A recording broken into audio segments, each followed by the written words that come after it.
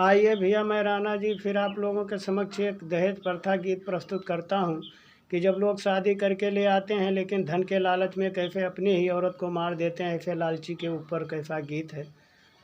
अरे कि लफरी मंगाए लिहिन फफरी लगाए दीहिन, लफरी मंगाए लिहिन फफरी लगाए दीहिन, अच्छा खासाई जियरा खई हंसमा डाय दीहिन। अरे नाही जियरा में लावेले सुकून राजा जी, वही घर ही मकई डारिन खून राजा जी, सिपाही घर आया हुए दोनों जून दादाजी, सिपाही घर आया हुए दोनों जून दादाजी।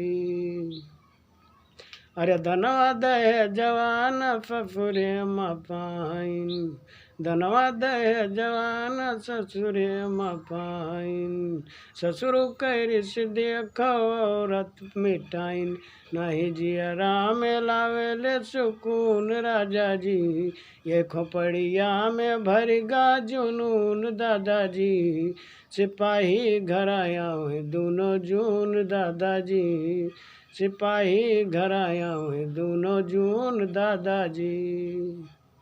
अरे पहुँचे सिपाही हथकड़िया लगाइन, पहुँचे सिपाही हथकड़िया लगाइन, लई गया थाना मतलब बेलन चलाइन, बहाय अखिया से पानी नहीं खून राजा जी, बहाय अखिया से पानी नहीं खून राजा जी, सिपाही घर आया हुए दोनों जून राजा जी,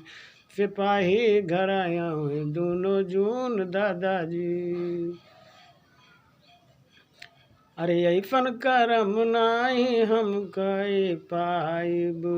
ऐसन करम नाही हम कई पाइब, अपने में हरिया का ज़्यादा मोहाइब, घूम बम्बई बनारस देहरादून राजा जी, घूम बम्बई बनारस देहरादून राजा जी, सिपाही नहीं है दोनों जून दादाजी, सिपाही नहीं है दोनों जून दादाजी।